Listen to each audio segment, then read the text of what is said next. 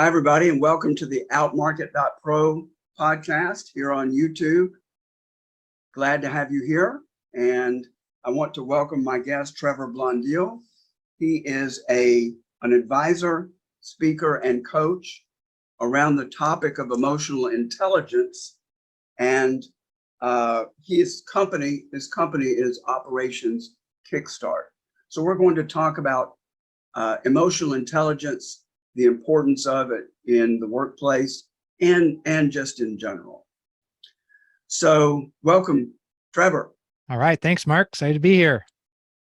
All right. So let's start with just a working definition. Doesn't have to be a dictionary definition. How do you describe emotional intelligence? Quite simply, it's our ability to understand, perceive, and reason with our emotions and the emotions of others to get a productive outcome. Nice. Go into a little detail, give some examples, and let's focus on the workplace first. Okay. Yeah. So people will say, well, I'm like this at work, but when I'm at home, I'm like this. And I'm like, well, we're the same person, right? You're not switching your mind out or who you are. So we kind of have this misconception of that we can kind of turn our emotions on and off depending on where we are. And those emotions do carry with us. So in the workplace, we usually start there because that is where the impact of the profits may exist, and that then there's some investment of training. And so often I know that the program's really working when they say, oh, my spouse or my neighbors kind of notice this, or I'm noticing that I'm trying to talk a little bit less and listen a little bit more, and I'm getting better interaction. And so that really spins off from whether you're doing it at work or whether you're doing it at home. And that first step is always that self-awareness, right? Am I aware? A couple tricks right off the hop is someone said to me years ago is that, Trevor, I can see that vein on your forehead starting to rise. And for me, I can feel tension in my back, or there'll be body signals that will tell me as saying, this is kind of triggering me. It's a good point to be mindful on how I'm going to respond in this situation. Is it, I think we look at emotional intelligence, especially in the workplace, as something that's important for leadership to practice. But I suspect it's important for all of us to practice, isn't it? And whether it's leader and report or co-equals. Talk a little bit about that. Yeah, so my focus is manufacturing. I work a lot with manufacturing. I worked in manufacturing for 25 years and working in construction. And there's that ability to connect. I work with a lot of engineers. A lot of engineers don't have people reporting to them. They have a very big impact on others and are a lot of times in project management roles. Mm-hmm. And that aspect really gets a lot of attention because how we show up impacts on how people feel. And how we make people feel determines the extent they're going to engage with us. So whether that's your neighbor or whether that is your colleague that you need this information from, a lot of times it's like, man, I don't know why that person is acting like that. They're just not, helping me out. And oftentimes when we can get into a deeper discussion and really set back and look at, well, what's going on here? Well, a lot of people aren't helping me lately. Okay, so let's talk about how are you asking for help and how are you helping that other person, and really kind of self-reflect on how does my behavior impact others' responses. And that's where the magic starts coming in, because people think, oh yeah, we need some help with this person over here. They really need some help. And when we break it down, we have so much influence ourselves just in our own energy and how we ask a question, small words, your body language, your timing. There's so many aspects. The great thing about this, Mark, is that there isn't one person that's just naturally more emotional intelligent than the other person. Because I'm a prime example of a person that really got it wrong many, many times. And I've just had to practice it a lot more. So the good news is that this is just something to practice, and there's many different areas you can just start with. Are women better at emotional intelligence than men? There are some surveys that lean towards maybe the women being a little bit better in some of that surveys. And I don't know why that is, but in general, there's not there's not a huge swing, and there's definitely not a difference in the ability to learn it. We are all equals in our ability to learn this skill. It's just really who wants to be more intentional on it. And this is 85% of the success that's being monitored in how people are successful in their role, whether as an individual contributor or a leader, is coming back to emotional intelligence, because we get to a point where one engineer is just as smart as another one. And so what's the difference? The difference is going to be, do you make people better around you? Are you the neighbor that people are like, oh yeah, I see Mark's home. Do they come to see you, or do they take the back door so they don't have to talk to you? Mm-hmm. Here's my hunch, that women from the get-go are socialized to be more in touch with their feelings, more accepting of feelings, better able to discuss feelings, more attuned to others' feelings. And I think it's nurture, not nature. And men, of course, and I know I'm generalizing greatly, and I'm also this is sort of a Western perspective, I think, and probably more industrialized, but maybe not. And that men are not socialized to listen, to be empathetic, to be in touch with their own bodies, in touch with their own feelings. What do you think? In the workforce, I could definitely see, and from my own experience, I used to have something written on the back of my office wall, which was, leave your emotions at the door. We have work to do. So I was very much, hey, this is results driven. When you come to work, you got to be able to separate, issues that you have at home.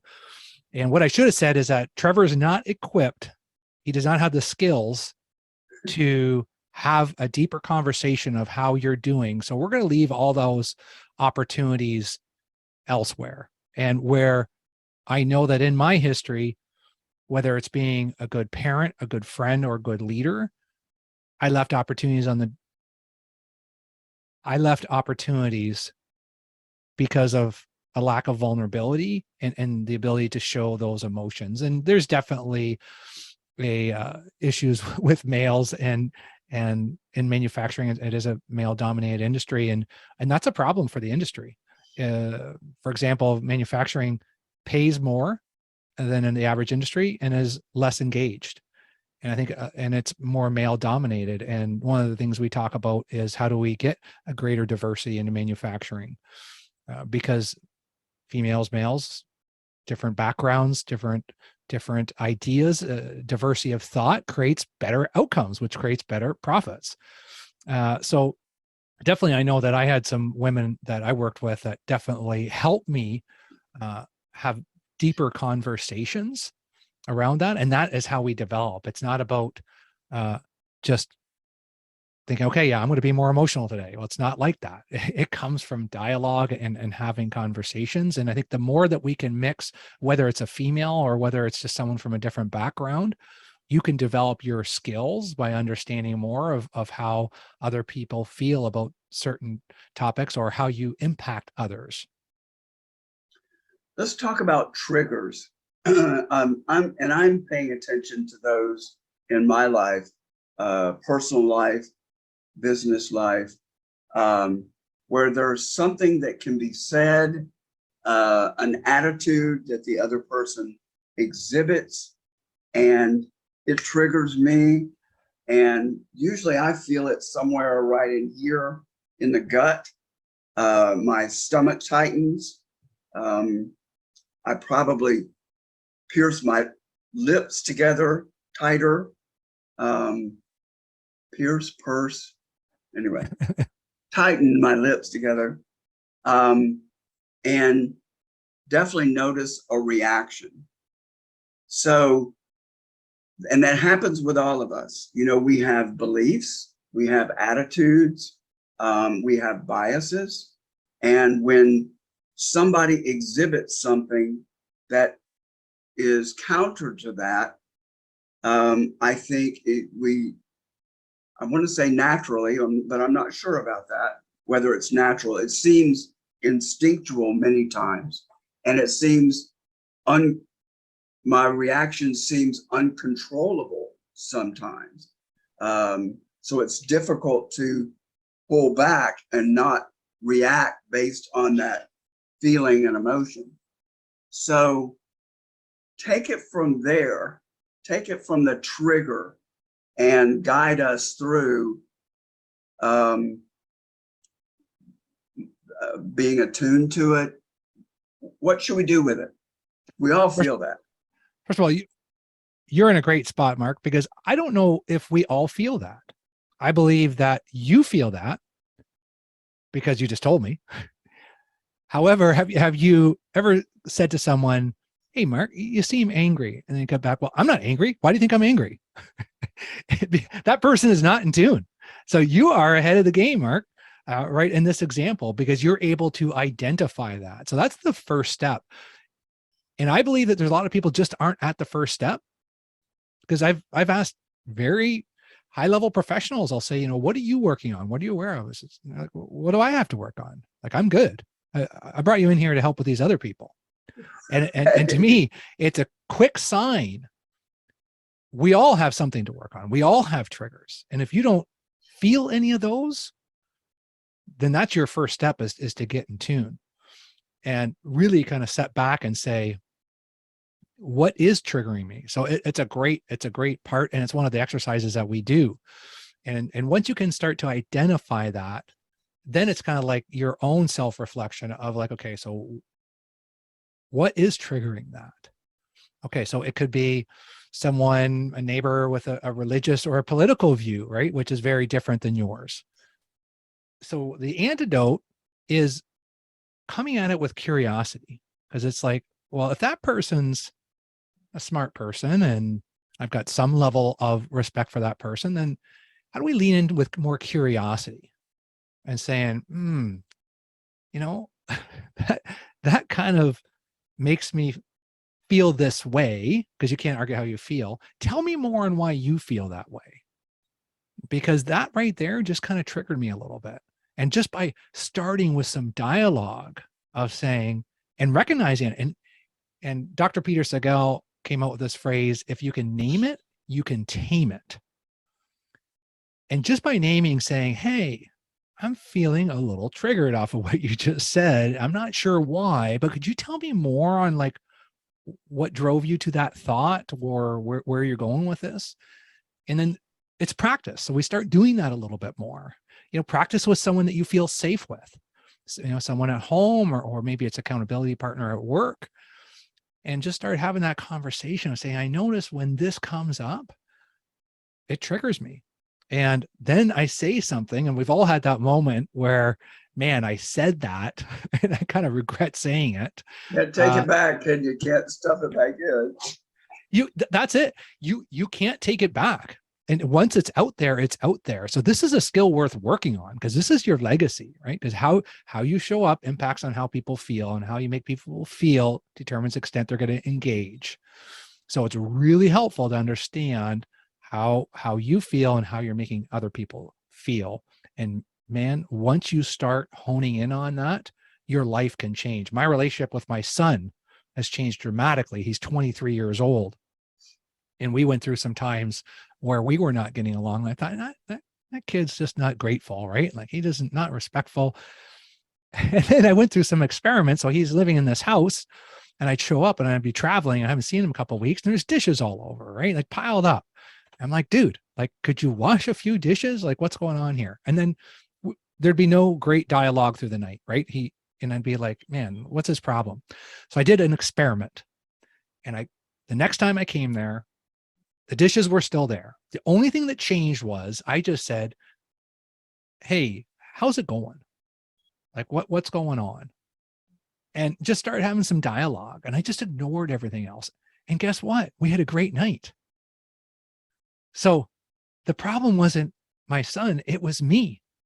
How I was showing up was impacting how he felt. I set the tone. And until we recognize how we set the tone, you're going to get this, the insanity of doing the same thing to get a different result. And it's amazing how much of an impact we can have on our family members, our neighbors, and our coworkers when we start recognizing that. Mm-hmm. You pointed out something that I think is important, that there are some people, and I have known some, that are not able to be self-aware. They just come from a place here and they just, I'll use a term of yours, they just show up, and they're not like, I have this, you remember Jiminy Cricket from Pinocchio? Absolutely. I have Jiminy Cricket and two of them on my shoulder, and I sort of watch how I am interacting with people and how people react and just the interaction. So I have the ability to sort of have my awareness hover above and behind me a little bit. And I think a lot of people, they just come from themselves and they don't have that. Maybe afterwards they may, but I think we also tend to blame the other person for most things because that's who we see. So being self-aware probably is helpful. And how do you do that? How do you learn that if you haven't, maybe some people just come by it naturally. How do you learn that to be able to watch yourself with that sort of third person point of view? Different ways we can do that. And the ability that people come naturally at it, I do believe that people have just worked on it, that people have been paid more attention. Whatever we pay attention to usually will get better. And just by paying attention, just knowing that, hey, you got your Jiminy Cricket, and that's just a start right there. There's a number of different tools. One is journaling. Journaling's it sounds kind of hokey pokey, but when you put it down on paper and you got to kind of write down at the end of the day, what are the moments in the day that maybe you did get triggered and maybe a response that you didn't care for. But I believe there's a great power in seeing yourself through the eyes of someone else. Because sometimes we just don't see it. And I don't think anybody wakes up in the morning and thinking, I just really want to upset someone today, or I really want to destroy a relationship. Maybe there's a small percentage, but I think most people want to be liked, right? It's a serotonin chemical in us as humans. We want to be liked. And the only way to understand it, if you don't see it, is you got to ask somebody. Maybe it's someone that you want a better relationship with, and it's starting with, hey, I'm just kind of thinking more. I notice sometimes you and I will disagree on this, and I find myself tapping out, and I don't want to do that. Can you give me some feedback on, is there something that I do that triggers you? Because I notice that sometimes we'll be talking about this and all of a sudden you'll kind of shut down. And it's amazing. You got to take the armor off, as Brene Brown would say. You got to take the armor off. You got to kind of come in.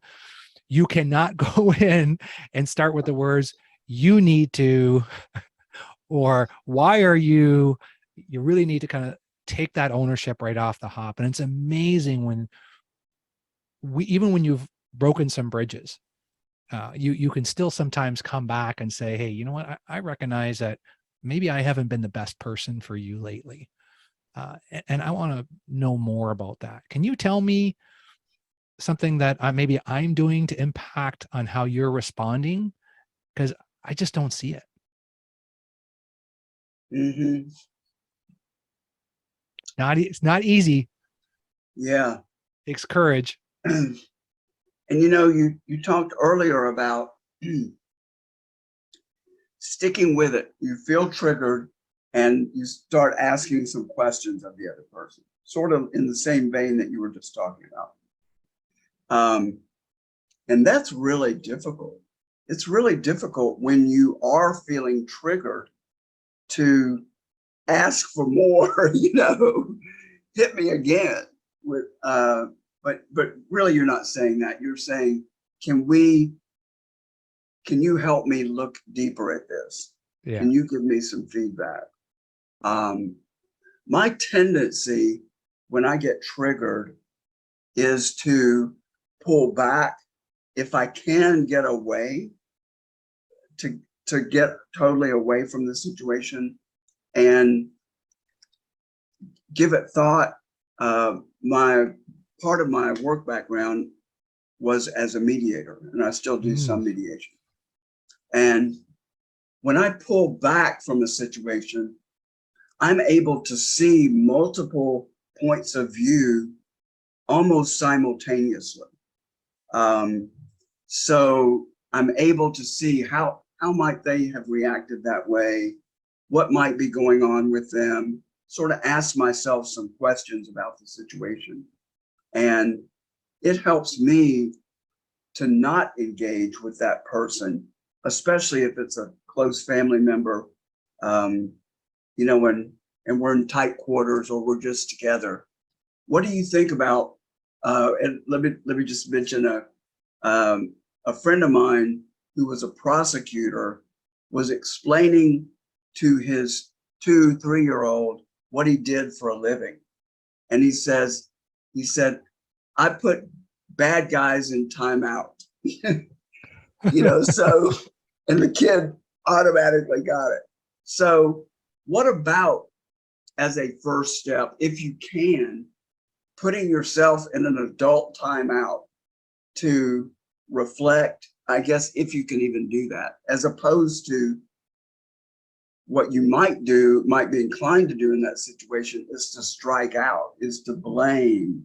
Even if you're trying to get to the bottom of it, what is it that you're doing that's pissing me off? You may not approach it well. So No. What about an adult timeout before engaging? That's a great point, Mark. And it's a great strategy. Our brains are naturally hardwired to fight or flight, right? We lived in tribes of 150 people, many years ago. And if there was a bear, we needed to have that fight or flight mode. And we are hardwired to respond that way. And we are also people that love to judge, right? We are naturally, sometimes I'll see someone that I barely know and I'm like, I'll catch myself. I'm like, why are you judging that person? Like, why did that thought even come into my head? Like, and then I feel like, why am I thinking that way? And just try to change your thoughts. If you can change your thoughts, you can change your words. If you can change your words, you can change your habits, and that all leads into a different legacy. So that whole being able to recognize that, hey, I am getting triggered right now and I am not curious on what this person thinks. And I know that I'm going to go probably into a fight mode here and this is not going to be good. And it's okay. And I don't care if it's a boardroom meeting. I don't care who the audience is, but give yourself permission to say, you know what? I think we need to stop this right now. I need to walk away from this conversation. And my personality, I love to fix, right? No, we're going to fix this right now. Probably one of the habits I've had to personally work on is that I don't need to fix everything. And a lot of times people aren't looking for you to fix it, and they're not looking for you to have a debate over it. And just walking away and giving yourself permission to say, listen, Mark, I just got to take a break from this right now. I don't want, and you can just say it. I don't want to say something that I'm going to regret. And I just need to kind of like time out myself right now. You can use that terminology. And that's okay, because you know what? We don't have to get it right all the time. But our emotions and our triggers are not an excuse for our behavior. And if there's anything I would want the Good listeners to take point. away today, is that you can't just come back and say, well, I was just really angry and that's why I said that. It's okay to be angry. It's okay to judge. It is not okay to act in a way that hurts others, right? I often will say, when you said that, what was the benefit for that person? Because if you can kind of like just say it in your head before you're going to say it and saying, is this truly a benefit for this person? Or is it just something I want to tell them?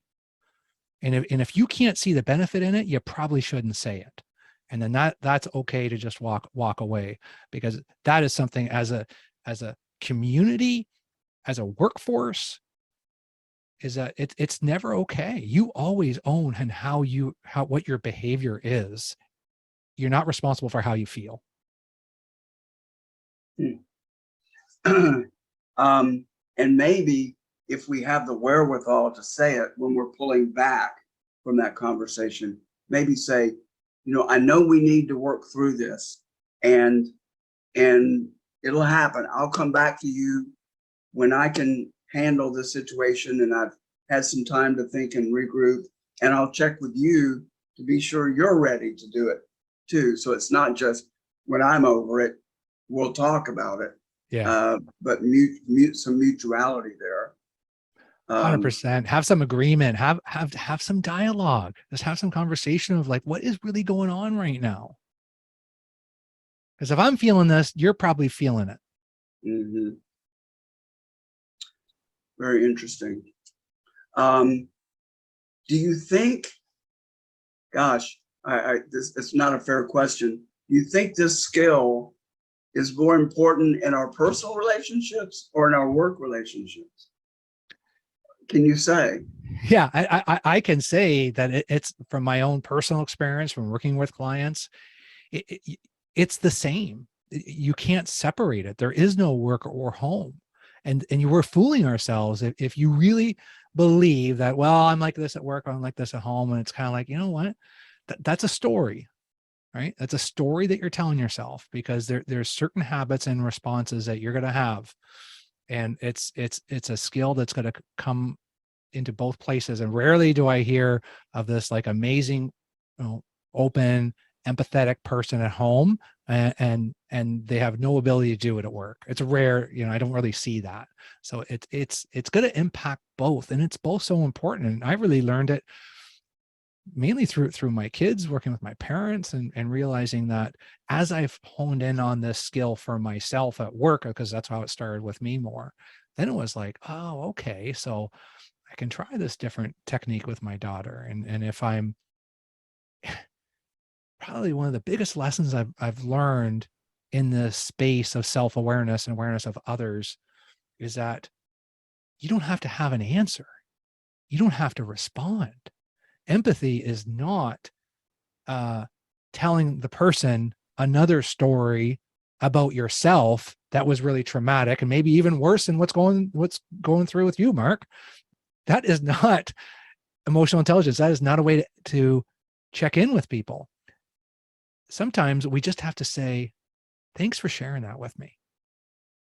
That must have been hard. I see you. And don't try to be like, oh yeah, I know exactly how you're feeling. No, you don't. I just want you to listen. I just want to be seen. I want to be heard. I want to be valued. I don't want a solution. And just getting out of that space of saying that, hey, I can just kind of be there, and being there at home or being there at work. If you're there, you're always going to be there wherever you are. So I want to bring up a phenomenon that I think has been caricatured, and that's the millennials, 20-somethings in the workplace that are, and in schools, colleges, that are super sensitive,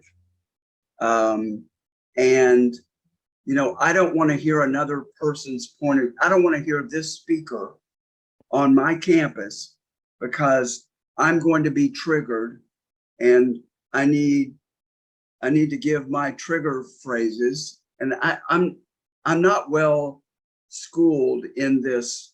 I'm not in it a lot. But it seems like we're going, and be your most authentic self, be your total self in the workplace. Bring everything into the workplace. That's acceptable. The phenomenon, and I'm sure there's a term for it. There are a lot of negative terms for it, but distinguish between that phenomenon and emotional intelligence and being and what you're promoting. That is a fine line on authenticity and coming with your whole self. And there is a major difference between just coming in and just laying everything out on the table, which is not okay, right? It's not okay to share everything with everyone. And what I try to help use is, how is this going to impact others? Right. So is it going to be now whether it's my sexual orientation, whether it's my beliefs, these are areas where we're accepted now in the workplace as authenticity. And it's okay. And we need to, be curious about each other. The problem exists when we start imposing our beliefs on others and saying, well, you should be doing this or acting in this way. And that's not real. You can come to work as yourself, but you can't expect everyone around you to be like you either, or to start acting these behaviors. So it's just, you can come to work as yourself, but don't impose those on others. And that's what creates diversity of thought, is that when there are different people that can bring their full selves, that aren't afraid to say their ideas, and their idea might not be the right one, but then they may spur an idea from somebody else. Because if we want to get more productive outcomes, we do need diversity of thought. To have diversity of thought, we need to have different people that think differently, that feel okay talking about how they feel. And as long as we're not imposing that on others, and we're truly just saying, hey, we want the best outcome.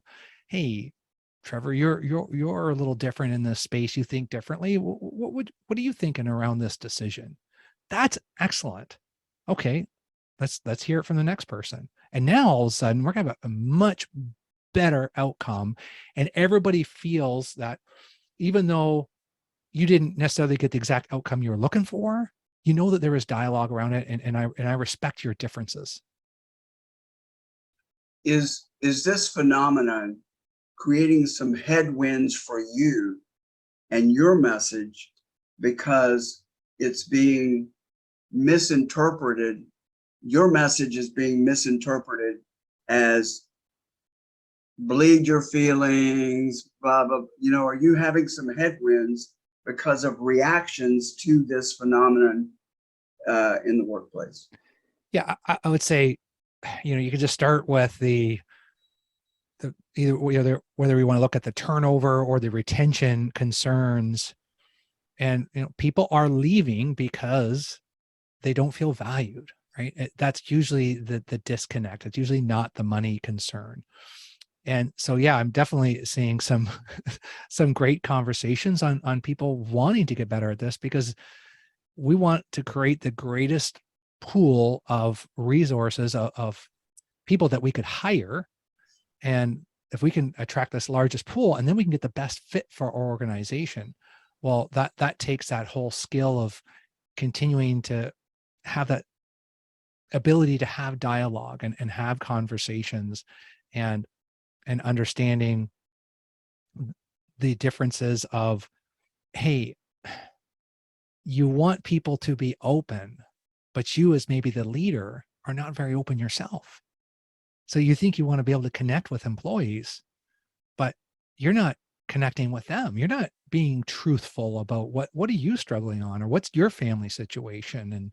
And we need to have those conversations, and that's going to create more of that connection and solve that problem of disconnect. So yeah, definitely there's more curiosity because there is a need in our workforce to keep people. When we keep people, we stay there when we're seen, and we have that ability to increase that skill.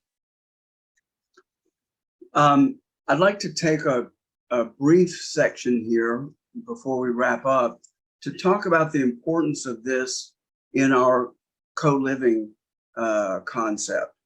Co-living communities usually work around a decision-making process, either consensus or close to consensus.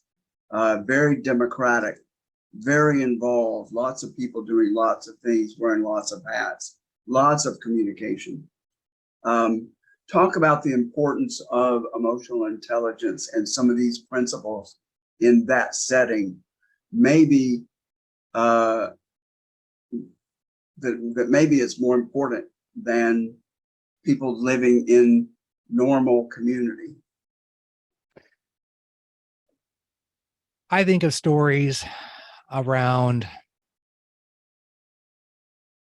working with someone that maybe people don't recognize as much. I was just at a major hotel chain in Kearney, Nebraska, and there's a guy that cleans the floors there and does some vacuuming and work. His name's Fletcher.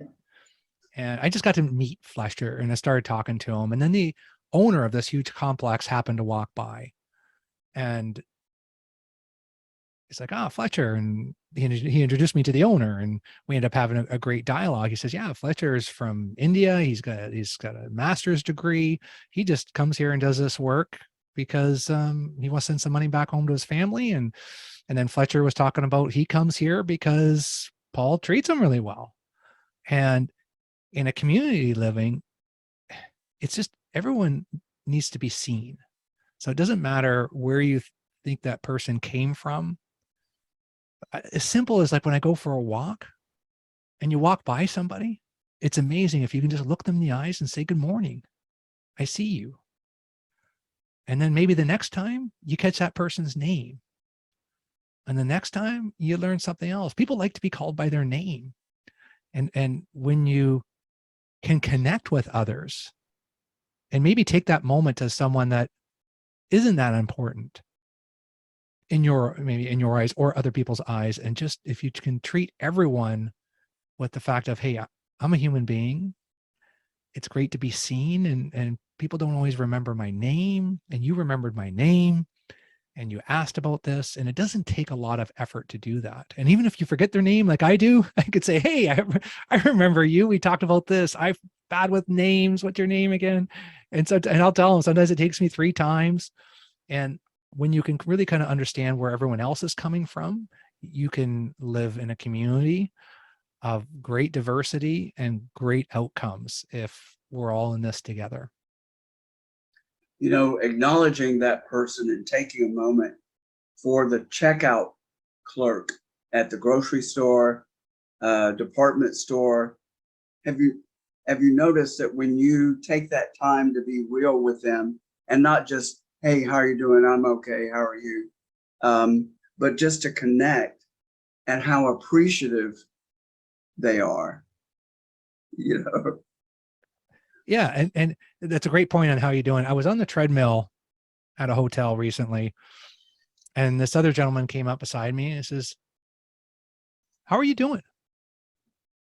And right away, I knew just in the way he didn't say, "How are you?" Because a lot of times we're looking for, "Good, how you doing?" And it's Right. like, well, it's not really a good use of our language, right? We're better than that. And really, if you're only expecting the good and it's just a pleasantry, just skip it. Just say good morning. Because if you're not really curious, but if you can really engage, and he did that, and I was like, wow. And I told him after, I said, "I knew right away you didn't mean how are you, and you were just looking for a good and walked away. He was actually curious." And I was impressed me. I was like, man, I need to get better at that. Because Mhm. if people can ask that question and say, whoa, this person's like really curious about me, it's not a pleasantry, and he's willing to stay here for a minute and kind of have that conversation. It's like, man, you can separate yourself in your own legacy of just being that person that was able to see others and make those special connections. Mhm. And your answer probably was, well, I'm about to pass out here on this treadmill. Thank you very much. I Yeah. can't catch my breath. Oh, it was So okay. He got on. We had a good discussion. there's a lot more I'd love to talk about, and maybe we can schedule another podcast another time, because I feel like we've just skimmed the surface here, and I'm sure you have other topics that are top of mind for you that I'd like to have you come on and let's discuss. But let's wrap up for now. If people would like to get in touch with you to advise, to do a presentation, consult, how can they best reach you? Yeah, my website is operationskickstart.com, and has all the contact information there. I've got a newsletter, I've got a podcast, and I'm on LinkedIn is where I'm mainly active, where I'll do different posts on there and get into more dialogue. Well, thank you so much for coming on and introducing this concept. I know probably most people have heard the term, but probably haven't delved into it even as much as we have here. And I know there's a lot more to talk about with different settings, not just the workplace, and a lot more to discuss about how it affects our relationships, how to manage our emotions, how to be just aware of them. So I really appreciate you taking your time to share it with us, and we'll hopefully talk again real soon. Absolutely. And I could talk about this all day, because every time I have a conversation about it, I learn more. And that's the trick. So go out there and have a conversation today.